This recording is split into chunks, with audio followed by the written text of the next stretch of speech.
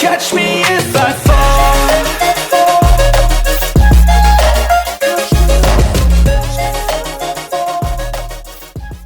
The loss of Malaysian Flight 370 is among the worst aviation disasters.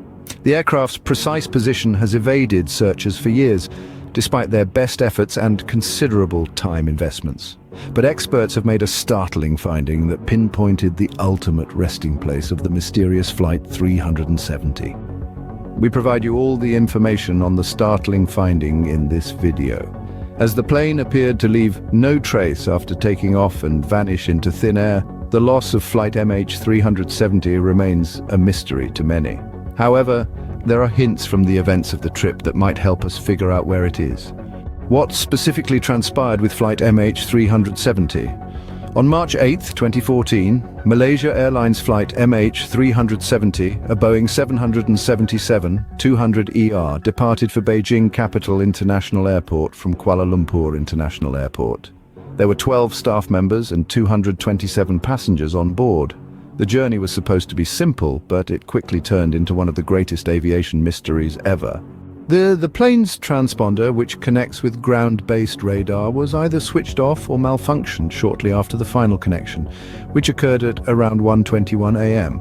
So the aircraft was no longer able to be tracked by civilian radar. In spite of this, MH370 was still being followed by military radar when it veered off course. It made a U-turn over the Malay Peninsula and headed west rather than north toward Beijing.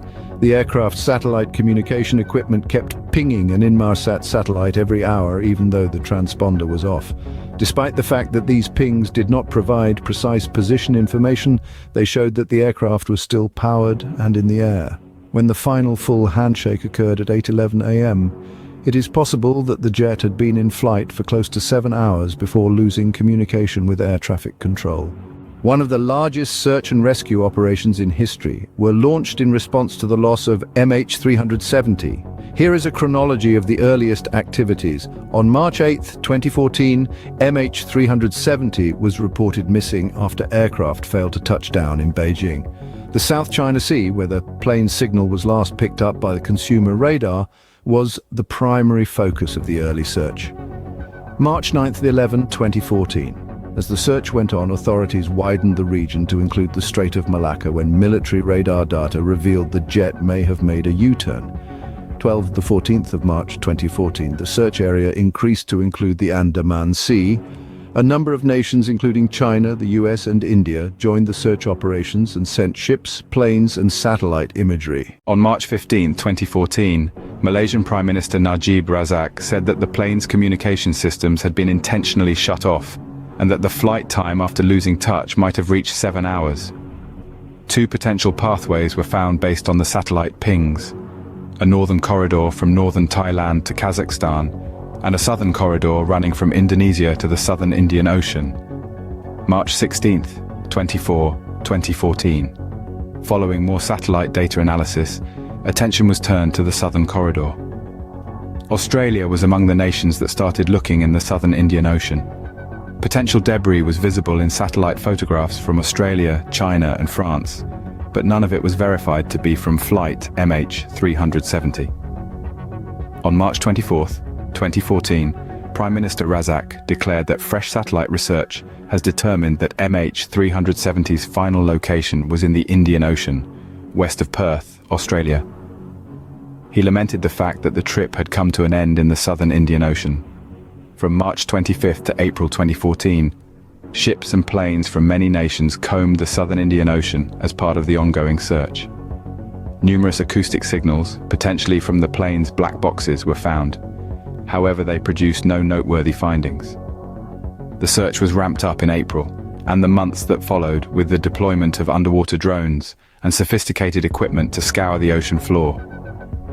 Even with all of these efforts, MH370 was still missing.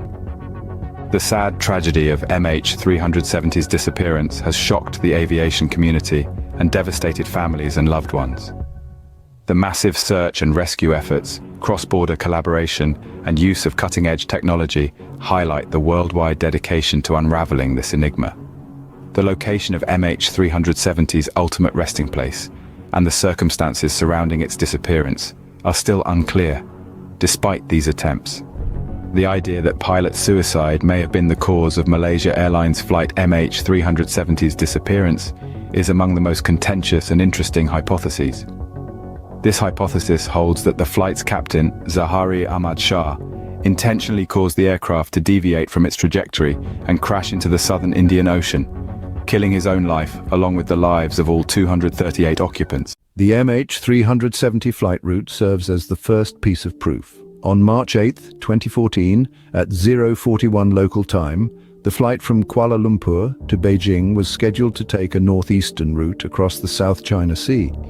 But at 1:19, the aircraft made its final verbal contact with air traffic control, stating, "Good night, Malaysian 370. Within a short period of time, the aircraft's transponder and aircraft communications addressing and reporting system, ACARs, were turned off or disabled, rendering it invisible to civilian radar. The aircraft then turned sharply to the left and flew back over the Malay Peninsula before entering the Strait of Malacca. After that, it made a right turn and flew for almost 6 hours over the Indian Ocean before running out of fuel and crashing."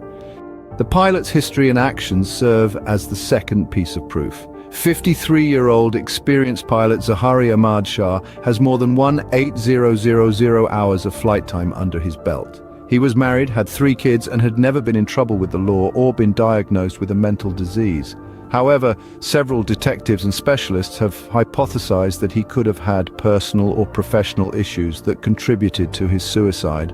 For instance, some accounts said that he had marital problems or was having an affair, that he was a political activist who disagreed with the Malaysian government, that he was melancholy or lonely, or that he was fascinated with aviation and desired to end his career dramatically. The pilot's own flight simulator serves as the third piece of proof. Investigators investigated Zahari's house following the missing of MH370 and took his computer and flying simulator. They discovered that he had utilized the simulator to train flights that resembled those made by MH370, including flights across the Indian Ocean and island landings. A few weeks before the trip, they discovered that he had removed certain data from his simulator. This has been taken by some observers as an indication that he intended to kidnap the aircraft and take it somewhere unknown or crash it into the water. The absence of communication or distress signals from the aircraft serves as the fourth piece of evidence. This argument holds that after turning off the communication equipment, Zahari purposefully avoided making touch with air traffic control or anybody else. By locking the cockpit door, turning off the emergency transponder and releasing the pressure in the cabin to render the crew and passengers unconscious or dead, he also prohibited anyone else from transmitting any signals or alarms to the outside world. Then, he piloted the aircraft until it crashed by following a prearranged path. The absence of any other logical explanation is the fifth piece of evidence. Despite extensive research and search efforts over several years, MH370's disappearance remains without a clear reason or purpose. No mechanical issue or weather condition, no fire or explosion, no signs of a fight or interference, and no other passenger on board have been linked to the incident, which has not been claimed by a terrorist organization. Only Zahari Ahmad Shah had the ability, chance, and perhaps even motivation to cause the jet to veer and crash. The idea that the flight was hijacked is another. According to this belief, someone or something purposely steered the plane off course for either political, personal, or economical reasons. The aircraft's unusual flight path following its final contact with air traffic control is one of the most convincing pieces of evidence that backs up the hijacking scenario. The planned path of MH370 to Beijing was considerably altered by a number of unexpected twists. These maneuvers imply that someone in charge had technical understanding of the aircraft's equipment. The aircraft communications addressing and reporting system, ACARS, and the transponder, the aircraft's two primary communication systems, were both shut off or disabled minutes apart. This intentional maneuver suggests an effort to render the aircraft undetectable to both civilian radar and ground-based communication equipment. The MH370 may have continued to fly for several hours after losing touch with air traffic control, according to satellite data, in addition to these other possibilities. The fact that the flight duration was prolonged and that the course modifications were intentional suggests that the plane was in controlled flight rather than losing control due to a technical issue. You could also question why there were no distress calls from the aircraft despite the unanticipated route alterations and the disablement of communication equipment. This absence of contact raises the possibility that the pilots were rendered helpless or were unable to issue a distress call, which is consistent with a hijacking scenario. However, there has to be a reason for the hijack in order for the hijacking idea to be valid. What may have prompted some individuals to steal MH370? Some others speculated that the hijacking could have had political motivations. It's possible that the plane's disappearance was meant to make a political statement against the Malaysian government or another organization. However, the reality is that nobody has claimed responsibility, which is rare for hijackings with political motivations. The hypothesis that the hijackers wanted to hold the passengers or the aircraft ransom is another. No ransom demands, though, have been made public. Although the practicalities of covertly landing and destroying such a big airliner make this scenario less feasible, the concept of hijacking a plane for its potential scrap value has also been proposed. It's also conceivable that someone with a personal grudge or ulterior motive was behind the hijacking. This may be a vengeful employee seeking retribution or someone with a personal grudge against a traveler or the airline. However, some analysts have made connections to the 9/11 attacks and come to the conclusion that MH370 was taken over with the aim to use it in another terror assault. The fuel-filled plane may have been used into a weapon. However, no such attack has taken place and no organization has taken ownership. Another, even more surprising idea holds that MH370 was accidentally shot down. How was MH370 able to be destroyed? Several nations were engaged in military drills in the South China Sea and the Indian Ocean at the time of MH370's disappearance. The possibility exists that the aircraft was mistakenly categorized as a possible danger. Live fire drills are a common part of military training, and in the past, such operations have accidentally targeted civilian aircraft. As an illustration, the U.S. Navy accidentally downed Iran Air Flight 655 in 1988 after mistaking it for an enemy aircraft. MH370 may have been honed in on if it had unintentionally flown into a live fire practice. Additionally, MH370's unpredictable flight route, as deduced from the data at hand, raises the possibility that the aircraft was trying to elude something or was under external control. The aircraft took a series of maneuvers and flew back over the Malay Peninsula after making its last contact with air traffic control. This shift in course might be seen as an evasive action.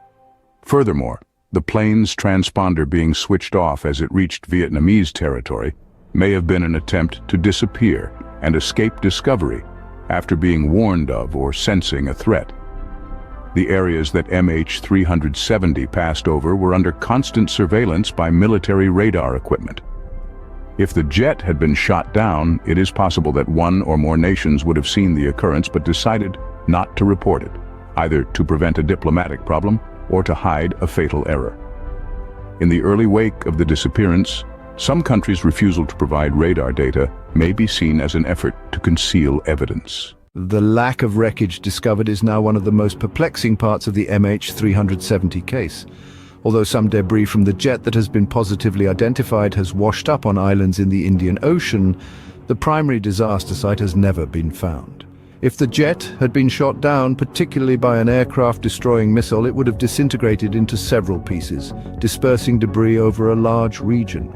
Finding the primary crash site may be more difficult as a result of the dispersion, particularly if it is underwater. The shoot-down scenario has been supported by a number of people who have come forward over the years claiming to have inside knowledge or proof. They support the idea that the plane's disappearance was not the result of a straightforward accident or pilot error, even if many of these allegations lack verifiable proof and should be treated with caution. MH370's journey may have terminated in the southern Indian Ocean, according to the Southern Arc scenario, which is supported by satellite handshakes with the aircraft. Some supporters of the shoot-down theory contend that this information may have been manipulated or misconstrued in order to draw attention away from the actual crash location. Other civilian aircraft have been shot down either unintentionally or on purpose, in addition to the aforementioned Iran Air Flight 655. The most prominent is Korean Air Flight 007, which crossed into restricted territory and was shot down by the Soviet Union in 1983. These events show that while being uncommon, such disasters are always a possibility. However, a different, more plausible argument holds that the plane's dangerous goods load ultimately proved to be its downfall. Lithium-ion batteries that were part of the cargo detonated, resulting in a technical issue with the aircraft. This idea is supported by a number of strong reasons. Electronic gadgets like smartphones, computers, and cameras frequently employ lithium-ion batteries, which are known to be volatile under some circumstances. These batteries have the potential to catch fire or even explode if they're damaged, short-circuited, overcharged, or exposed to extreme heat. Lithium-ion batteries have been implicated in multiple incidences of aircraft fires, according to the Federal Aviation Administration, FAA. It's conceivable that a problem with or damage to one or more of these batteries, which MH370 was transporting in substantial quantities, may have started a fire. The unexpected and mysterious shift in route must then be taken into account. A cargo hold fire, according to some proponents of the lithium-ion battery idea, may have caused a fast decompression or other serious system failures. The pilots may have altered their path in response to make an emergency landing attempt at the closest viable airfield. It may have continued to fly off course until it ran out of fuel and crashed if the fire rendered the crew inoperable or severely damaged the aircraft's systems. Another possibility is that there was a communication failure. The lack of a pilot's distress call may have been caused by a fire that swiftly destroyed the aircraft's communication equipment. The crew may have been overcome by a fire's quick spread, particularly if it was caused by lithium-ion batteries, before they could alert air traffic control to the problem. Lithium-ion batteries have been implicated in or suspected of starting a number of reported airplane fires. For instance, a fire started on board a UPS cargo jet in 2010 before it crashed near Dubai. According to the inquiry, the plane was transporting a sizable supply of lithium-ion batteries, which is thought to have contributed to the fire. Similar grounding orders were issued for the Boeing 787 Dreamliner in 2013 on worries about its lithium-ion battery system following a number of fire incidents.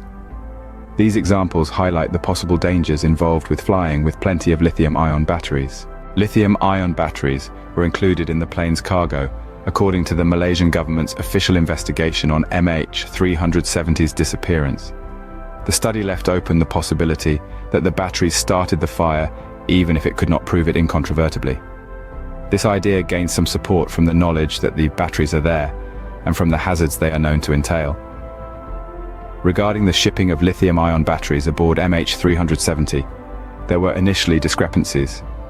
Over 200 kilograms of batteries were in fact on board, despite Malaysia Airlines' initial denials that they were not listed on the cargo manifest. Some people have come to the conclusion that the possible risks of the battery shipment may have been minimized or ignored as a result of this disparity. The absence of extensive debris is one of the defenses used against other explanations, such as a mid-air explosion. Lithium-ion battery fires had the potential to render an aircraft's crew and systems unusable, causing it to fly on autopilot until it ran out of fuel and made a reasonably safe sea landing. This might account for the little amount of wreckage discovered in the early days following the plane's disappearance. The University of Western Australia, UWA, sent a team of researchers to assist in the hunt for MH370's crash site. The researchers analysed the wreckage and the signals from the jet using reverse drift modelling and a modern airplane tracking system. Reverse drift modeling is a method for simulating the motion of floating items in the sea by utilizing ocean currents, winds, and waves. The team has used this method on 22 pieces of debris that have been identified as being from MH370 or are very likely to be. These consist of a flap, a wing component, and a panel within the cabin.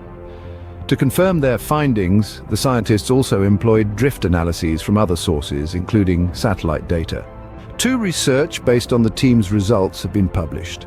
The first one, made in 2017, pinpointed the location of MH370's final resting place as being within a 40 kilometers, 25-mile radius at longitude 96, 5 degree E and latitude 32, 5 degree S. The official search operation scoured this region until it was suspended in January 2017 and is located at the northernmost tip of the search area. The second research, conducted in 2021, employed weak signal propagation reporter, WSPR, a new form of airplane monitoring technology to find and locate MH370. WSPR is a technology that connects radio stations all around the world using low-power radio broadcasts.